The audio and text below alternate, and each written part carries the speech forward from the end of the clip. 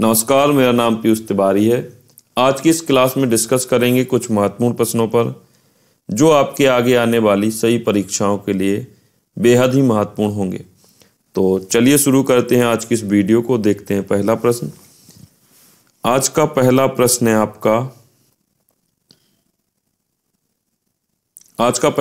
है आपका शाही रोग के नाम से किस बीमारी को जाना जाता है। आपके ऑप्शन हैं हीमोफीलिया को, टर्नर सिंड्रोम को, क्लाइफेल्टर सिंड्रोम को या वर्णांधता को। और यदि हम इस बारे में बात करें कि हीमोफीलिया को शाही रोग की संज्ञा क्यों दी गई थी, तो आपको पता होना चाहिए कि सर्वप्रथम यह रोग लंदन की जो रानी थी विक्टोरिया, उनमें देखा गया था। इसीलिए इस रोग को शाही रोग की संज्ञा दे दी गई थी। ठीक है, तो हीमोफीलिया को शाही रोग की संज्ञा रानी विक्टोरिया में पहली बार यह रोग देखा गया था, इसीलिए इस रोग को शाही रोग की संज्ञा दे दी गई थी। यदि इस रोग की बात की जाए, हीमोफीलिया में होता क्या है, जिस व्यक्ति को यदि हीमोफीलिया है तो उसके रक्त में थ्रम्बोप्लास्टिन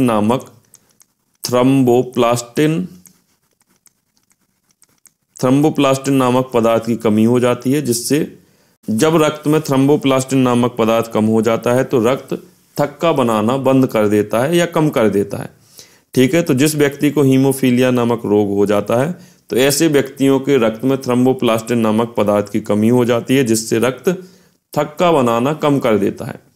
जैसे आपने देखा होगा, जब भी आपको चोट लगती है तो ब्लड का रिसाव तो होता ही है, लेकिन कुछ समय बाद 1-2 सेकंड या 10 सेकंड के बाद जहाँ पे आपको चोट लगी होती है वहाँ पे ब्लड थक्का बना के खून को बंद कर देता है। लेकिन जिस व्यक्ति को थ्रम्बोप्लास्टिन की कमी हो जाएगी या हीमोफीलिया नामक रोग होगा, ऐसे व्यक्तियों में जहाँ पे चोट लगती है वहाँ पे खून का रिसाव बंद करना बहुत ही मुश्किल होता है। ठीक है, तो आपको याद रखना है, हीमोफीलिया में थ्रम्बोप्लास्टिन नामक पदार्थ की कमी हो जाती है और यदि आपको चोट कभी लगती है तो आपका खून बंद करना मुश्किल हो जाता है, और यदि खून बंद नहीं होगा तो पेशेंट की डेथ भी हो सकती है। ठीक है, तो आपको याद रखना है शाही रोग हीमोफीलिया को बोला जाता है। आपका राइट ऑप्शन होगा ऑप्शन नंबर ए। आगे बढ़ते हैं। अगला प्रश्न है आपका, कैंसर और ट्यूमर के अध्ययन को क्या कहा जाता है। आपके ऑप्शन है साइटोलॉजी, ऑन्कोलॉजी, फाइकोलॉजी या हिप्नोलॉजी। यदि बात की जाए हिप्नोलॉजी की, तो हिप्नोलॉजी में सपनों का अध्ययन किया जाता है। ठीक है, तो सपनों का अध्ययन हिप्नोलॉजी में किया जाएगा। फाइकोलॉजी की बात की जाए तो शैवालों का अध्ययन फाइकोलॉजी में किया जाता है। और यदि बात की जाए साइटोलॉजी की, तो साइटोलॉजी में सेल का अध्ययन किया जाता है, सेल या कोशिका। ठीक है, सेल या कोशिका का अध्ययन साइटोलॉजी के अंतर्गत किया जाता है। तो आपका राइट ऑप्शन होगा ऑप्शन नंबर बी, ऑन्कोलॉजी में कैंसर या ट्यूमर का अध्ययन किया जाता है। तो आपका राइट ऑप्शन होगा ऑप्शन नंबर बी। अगला प्रश्न देखते हैं। अगला प्रश्न है आपका, ईईजी का पूरा नाम क्या होगा। तो आपको बताना है ईईजी का पूरा नाम। ईईजी का पूरा नाम होता है इलेक्ट्रोइंसेफेलोग्राफ। आपका राइट ऑप्शन होगा ऑप्शन नंबर सी। आगे बढ़ते हैं। अगला प्रश्न है आपका, यक्ष्मा रोग की रोकथाम के लिए कौन सा टीका लगाया जाता है। यक्ष्मा रोग की बात की जाए तो आपको पता होना चाहिए कि यक्ष्मा रोग ट्यूबरकुलोसिस को बोला जाता है।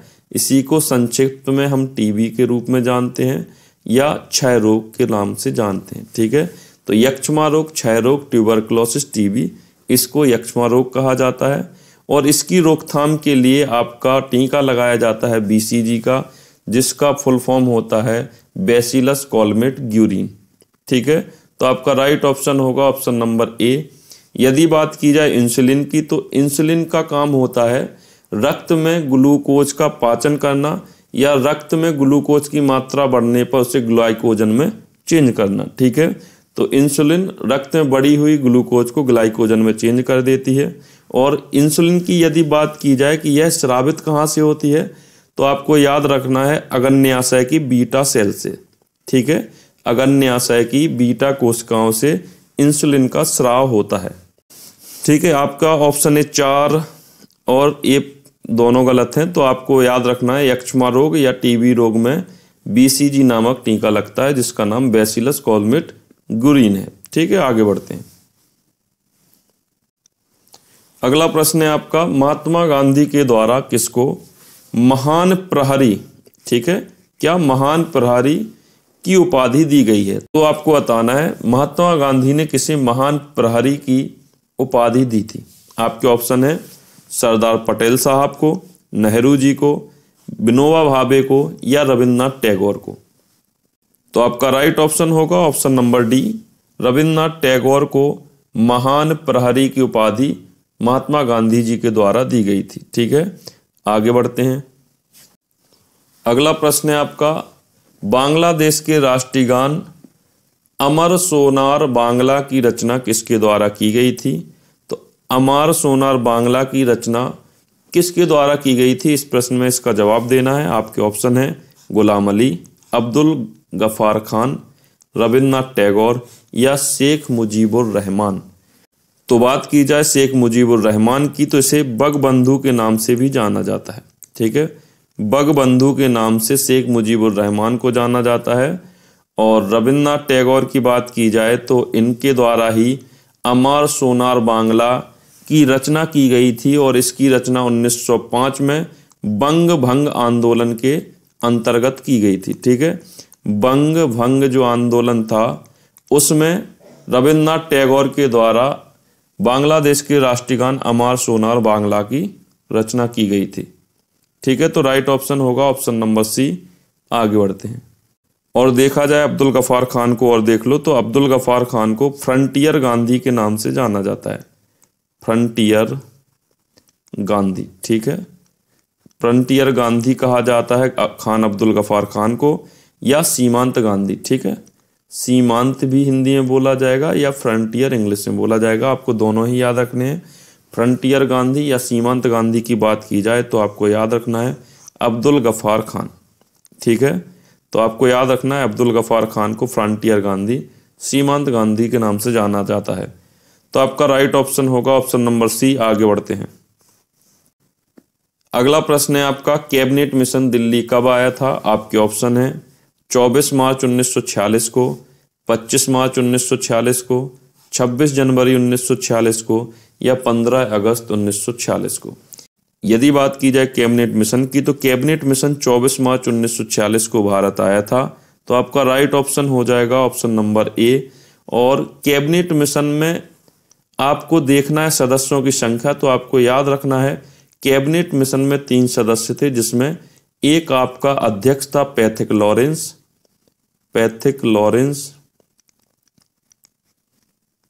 ठीक है, अध्यक्ष के साथ में 2 सदस्य और थे, जिसमें एक का नाम था स्टैनफोर्ड क्रिस्प और दूसरा जो था इसका नाम था एबी एलेक्जेंडर।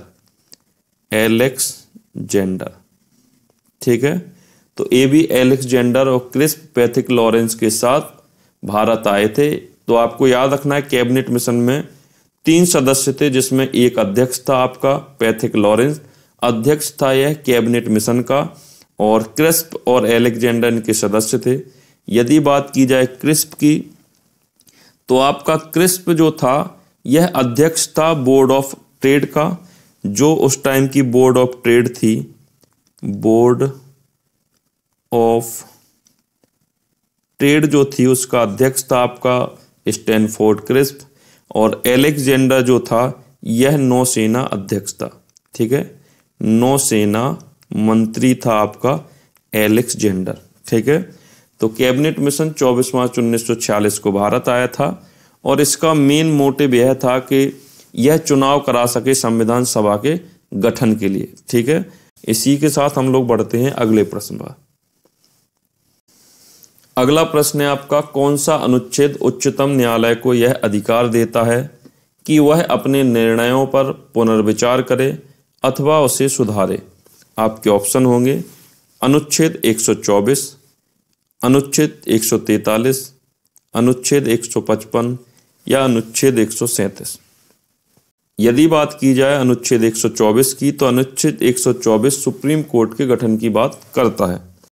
यदि अनुच्छेद 143 की बात की जाए तो अनुच्छेद 143 के अंतर्गत राष्ट्रपति सुप्रीम कोर्ट से परामर्श कर सकता है किसी भी मसले पर। ठीक है, तो आपको याद रखना है अनुच्छेद 143 में राष्ट्रपति जी सुप्रीम कोर्ट से सलाह ले सकते हैं, सलाह या परामर्श कर सकते हैं। ठीक है, परामर्श कर सकते हैं किसी भी मैटर पर। ठीक है, तो अनुच्छेद 155 की बात की जाए तो अनुच्छेद 155 आपका संबंधित होगा राज्यपाल की नियुक्ति से। ठीक है, तो अनुच्छेद 155 राज्यपाल की नियुक्ति से संबंधित है। ठीक है ना, तो राज्यपाल की नियुक्ति से संबंधित होगा आपका अनुच्छेद 155। तो आपका राइट ऑप्शन होगा ऑप्शन नंबर डी।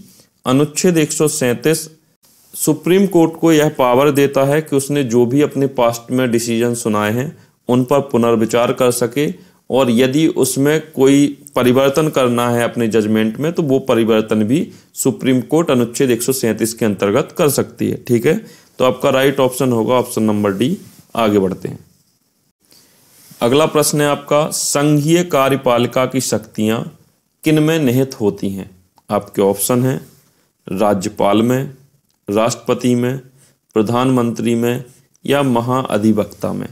तो आपको राइट ऑप्शन चुनना है, इनमें से राइट ऑप्शन कौन सा होगा बताइए। तो आपका राइट ऑप्शन होगा ऑप्शन नंबर बी, संघीय कार्यपालिका की शक्तियां राष्ट्रपति जी में निहित होती हैं। ठीक है, यदि राष्ट्रपति जी के बारे में बात की जाए तो राष्ट्रपति भारत का प्रथम नागरिक होते हैं, देश के नागरिक प्रथम नागरिक होंगे, और तीनों सेनाओं के प्रमुख होते हैं। ठीक है, तीनों सेनाओं के प्रमुख होंगे आपके राष्ट्रपति जी। और यदि बात की जाए प्रथम राष्ट्रपति की तो भारत के प्रथम राष्ट्रपति थे आपके राजेंद्र प्रसाद। और यदि बात की जाए भारत की प्रथम महिला राष्ट्रपति की तो भारत की प्रथम महिला राष्ट्रपति थी प्रतिभा सिंह पाटिल। ठीक है, तो आपका राइट ऑप्शन होगा ऑप्शन नंबर बी। आगे बढ़ते हैं। अगला प्रश्न है आपका, आईएसपी का पूरा नाम क्या होगा?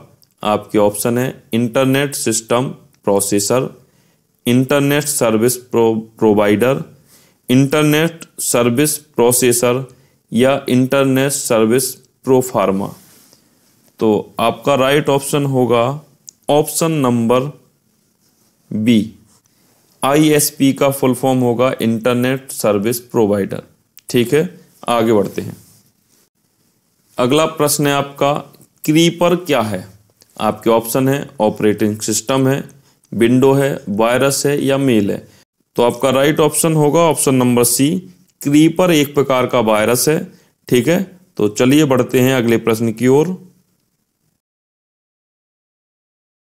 इसमें लिखा है हिंदी दिवस और क्वेश्चन मार्क, यानी आपसे पूछा गया है हिंदी दिवस कब मनाया जाता है। आपके ऑप्शन है 26 सितंबर को, 26 फरवरी को, 14 सितंबर को या 22 अप्रैल को। तो यदि बात की जाए हिंदी दिवस तो हिंदी दिवस दो होते हैं, एक होता है आपका राष्ट्रीय हिंदी दिवस, ठीक है, और एक होता है अंतरराष्ट्रीय हिंदी दिवस। तो आपको दोनों बताना है।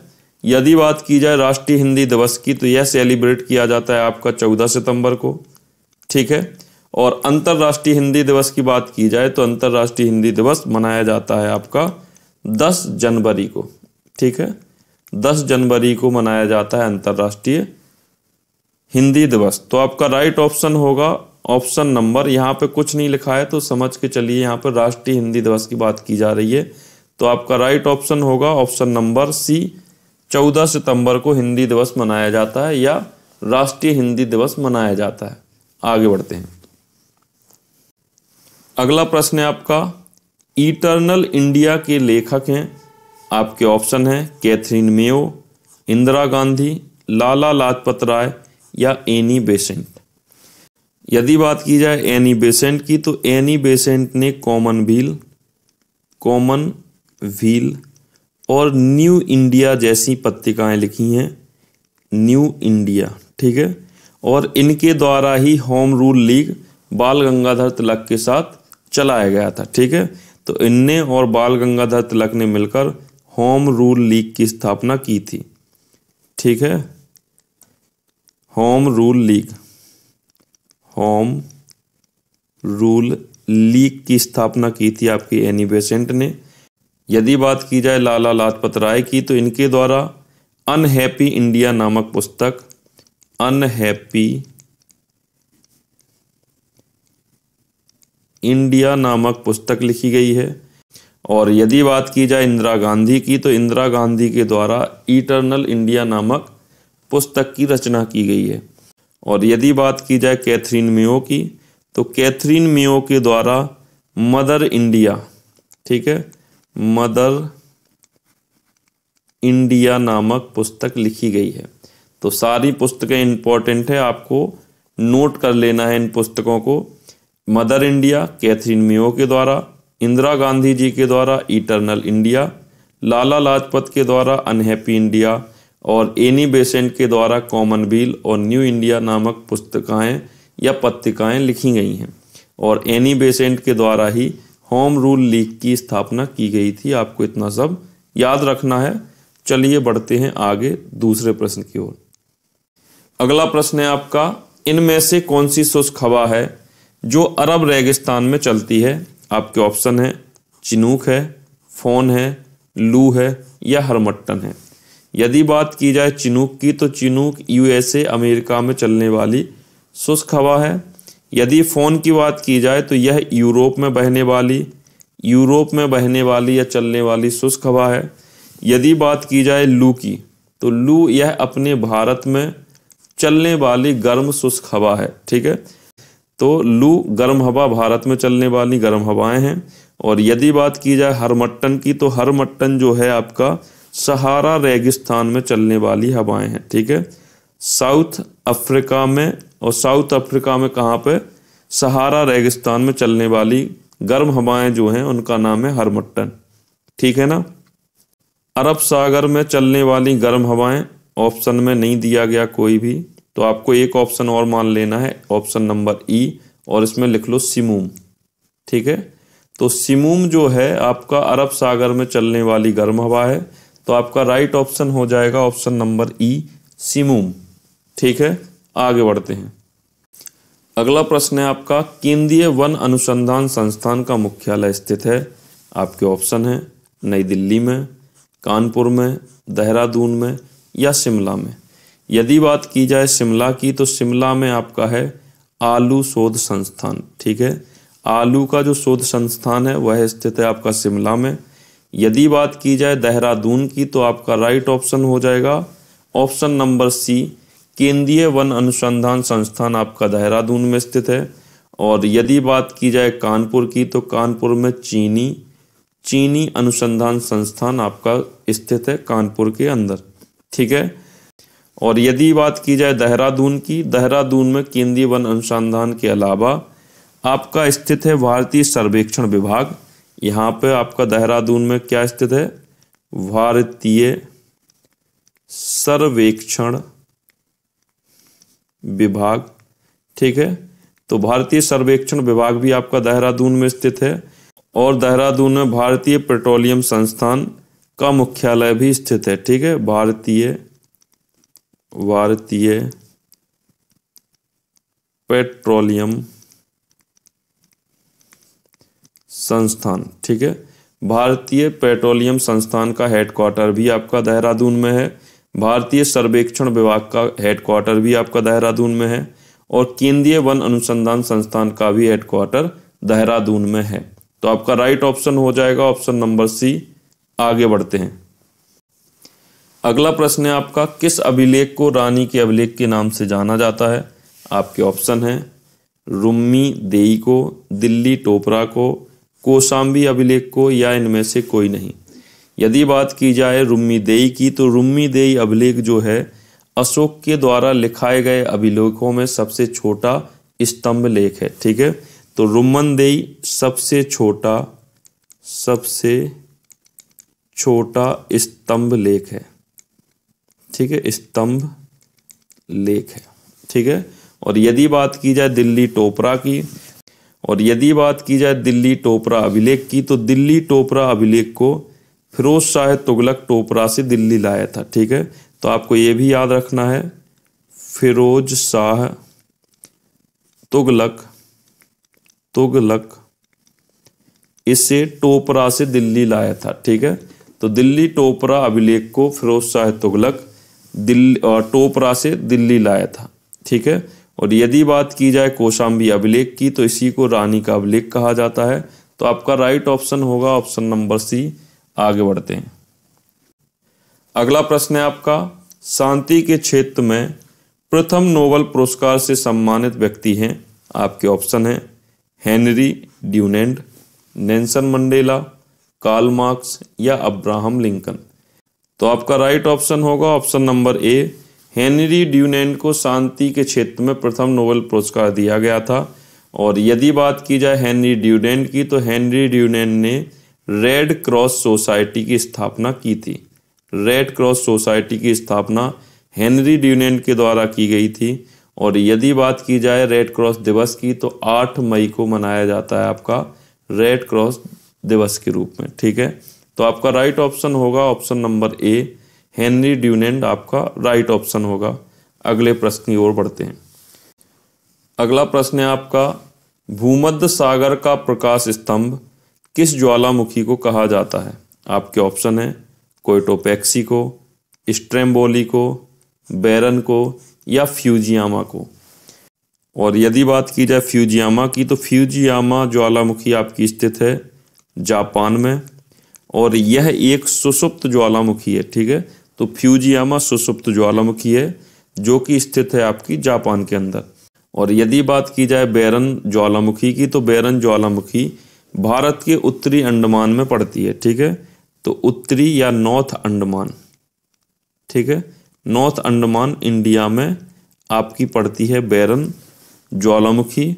और यदि बात की जाए स्ट्रेम्बोली ज्वालामुखी की, तो यह इटली में स्थित है, इटली के अंदर स्थित है। और इटली में भी आपसे यदि डिटेल में पूछा जाए तो लिपारी शहर, ठीक है, लिपारी शहर इटली में आपकी स्ट्रेम्बोली ज्वालामुखी स्थित है, और इसे भूमध्य सागर का प्रकाश स्तंभ भी कहा जाता है। तो आपका राइट ऑप्शन हो जाएगा ऑप्शन नंबर बी, स्ट्रेम्बोली जो ज्वालामुखी है इसे ही भूमध्य सागर का प्रकाश स्तंभ कहा जाता है। यदि बात की जाए कोयटोपैक्सी की, और यदि बात की जाए कोयटोपैक्सी ज्वालामुखी की, तो कोयटोपैक्सी ज्वालामुखी इक्वाडोर में स्थित है। ठीक है, इक्वाडोर में स्थित है आपका कोयटोपैक्सी ज्वालामुखी। और कोयटोपैक्सी ज्वालामुखी को विश्व का सबसे ऊंचा ज्वालामुखी भी कहा जाता है। ठीक है, तो विश्व का सबसे ऊंची ज्वालामुखी है आपकी कोयटोपैक्सी, और इसी को चमकती हुई चोटी भी कहा जाता है। ठीक है, चमकती चोटी के रूप में भी जाना जाता है कोयटोपैक्सी ज्वालामुखी को। ठीक है, तो आपका राइट ऑप्शन होगा ऑप्शन नंबर बी। आगे बढ़ते हैं। आज का अंतिम प्रश्न है आपका, एशिया का सबसे बड़ा मरुस्थल है। आपके ऑप्शन है थार मरुस्थल, अरब मरुस्थल, गोबी मरुस्थल या सहारा मरुस्थल। यदि थार मरुस्थल की बात की जाए तो यह इंडिया और पाकिस्तान के बीच में फैला हुआ मरुस्थल है। और यदि इसकी बात की जाए तो इस पर प्रश्न बनता है कि विश्व का सबसे घना बसा हुआ मरुस्थल कौन सा है। तो आपको याद रखना है थार मरुस्थल सबसे घना बसा हुआ मरुस्थल है। ठीक है, तो थार मरुस्थल सबसे घना बसा हुआ मरुस्थल है, ये भी आपको याद रखना है। और यदि बात की जाए अरब मरुस्थल की, तो अरब मरुस्थल एशिया का सबसे बड़ा मरुस्थल है। तो आपका राइट ऑप्शन होगा ऑप्शन नंबर बी। यदि बात की जाए गोबी मरुस्थल की, तो गोबी मरुस्थल जो है आपका चीन में स्थित है, और यह एशिया का दूसरे नंबर का सबसे बड़ा मरुस्थल है। ठीक है, पहले पर है आपका अरब मरुस्थल और दूसरे पे आपका स्थित है गोबी मरुस्थल जो कि चाइना में स्थित है। और यदि बात की जाए सहारा मरुस्थल की, तो यह विश्व में, ठीक है, ये एशिया के हैं, एशिया का सबसे बड़ा अरब में और एशिया का दूसरे नंबर का है आपका गोबी मरुस्थल। और यदि विश्व के सबसे बड़े मरुस्थल की बात की जाए तो आपका सबसे बड़ा मरुस्थल होगा सहारा मरुस्थल। ठीक है, सबसे बड़ा मरुस्थल होगा आपका सहारा मरुस्थल, और यह आपका स्थित है अफ्रीका में। ठीक है, अफ्रीका में स्थित है। ठीक है, आपसे सबसे बड़ा मरुस्थल पूछा जाए तो आपको याद रखना है सबसे बड़ा मरुस्थल है आपका सहारा मरुस्थल। और यदि एशिया का सबसे बड़ा मरुस्थल पूछा जाए तो आपको याद रखना है अरब का मरुस्थल। और एशिया का दूसरे नंबर का जो सबसे बड़ा मरुस्थल होगा वह होगा गोबी मरुस्थल, जो कि चाइना में स्थित है। तो आपका राइट ऑप्शन होगा ऑप्शन नंबर बी। आगे बढ़ते हैं।